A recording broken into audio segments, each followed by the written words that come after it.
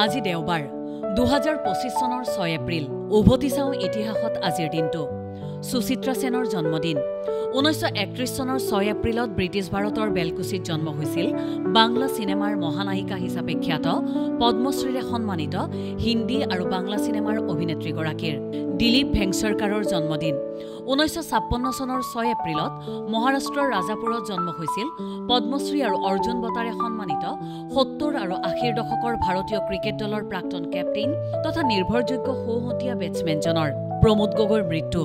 2012 চনৰ 6 এপ্ৰিলত 81 বছৰ বয়সত গুৱাহাটীত মৃত্যু হৈছিল অসমৰ প্ৰাক্তন মন্ত্ৰী তথা 5 বাৰকৈ বিধানসভালৈ নিৰ্বাচিত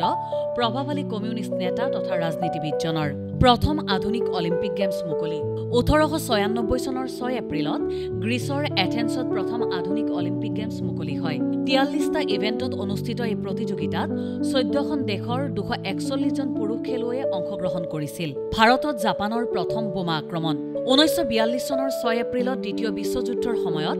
জাপানী বিমানে বিশাখাপত্তনমত বোমা বিস্ফোৰণ ঘটায় এয়া ভাৰতৰ ভূখণ্ডত জাপানৰ প্ৰথম বিমান আক্ৰমণ ভাৰতীয় জনতা পাৰ্টিৰ প্ৰতিষ্ঠা 1980 চনৰ 6 এপ্ৰিলত অটল বিহাৰী বাজপেয়ী লালকৃষ্ণ আদৱানী আৰু পূৰ্বৰ জনসংঘৰ নেতৃবৃন্দই দিল্লীত ভাৰতীয় জনতা পাৰ্টি গঠন কৰিছিল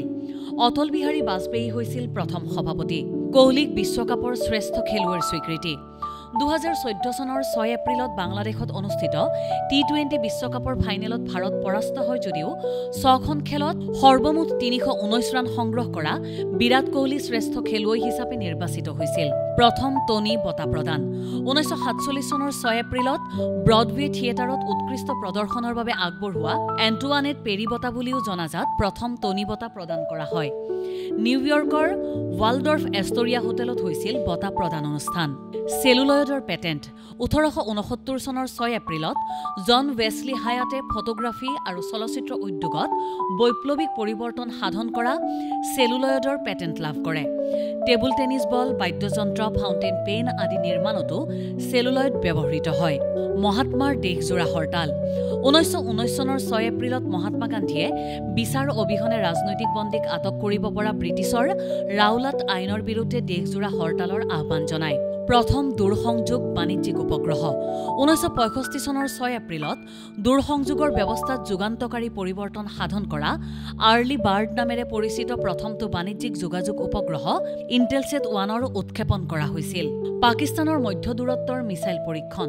1998 চনৰ 6 এপ্ৰিলত পাকিস্তানে ভাৰতীয় ভূখণ্ডৰ অভ্যন্তৰলৈ যাব পৰা 1500 কিলোমিটাৰ দূৰত্বভেদী মধ্যম দূৰত্বৰ বেলিষ্টিক মিছাইল ঘৌৰি 1ৰ পৰীক্ষণ সম্পন্ন কৰে জাৰ্মানীৰ বিৰুদ্ধে আমেৰিকাৰ যুদ্ধ ঘোষণা জাৰ্মানীয়ে আমেৰিকাৰ জাহাজত চলোৱা সাবমেৰিন আক্ৰমণৰ পিছত 1917 চনৰ 6 এপ্ৰিলত আমেৰিকাই আনুষ্ঠানিকভাৱে জাৰ্মানীৰ বিৰুদ্ধে যুদ্ধ ঘোষণা কৰে প্ৰথম বিশ্বযুদ্ধৰ টাৰ্নিং পইণ্ট হিচাপে পৰিগণিত হয় এই ঘোষণা বিমানেৰে প্ৰথম বিশ্ব পৰিভ্ৰমণ 1924 চনৰ 6 এপ্ৰিলত আমেৰিকান বায়ুসেনাৰ 4খন ডগলাছ ৱৰ্ল্ড ক্ৰুজাৰ বিমানে প্ৰথম সফল বিশ্ব পৰিভ্ৰমণ আৰম্ভ কৰে 28 ছেপ্টেম্বৰত সম্পূৰ্ণ হয় 26,000 মাইলৰ এই 175 দিনীয়া যাত্ৰা উত্তৰ মেৰুত উপনীত হোৱা প্ৰথম ব্যক্তি 1909 চনৰ 6 এপ্ৰিলত মাৰ্কিন অভিযাত্ৰী ৰবাৰ্ট পিয়ৰিয়ে প্ৰথম উত্তৰ মেৰুত উপনীত হোৱা বুলি দাবী কৰিছিল অৱশ্যে নেভিগেশ্যনৰ অসামঞ্জস্য আৰু পৰীক্ষণৰ অভাৱত পিছলৈ তেওঁৰ এই দাবী বিতৰ্কিত হৈ পৰে ইনফৰমেশ্যন ডেস্ক দেশ টুডে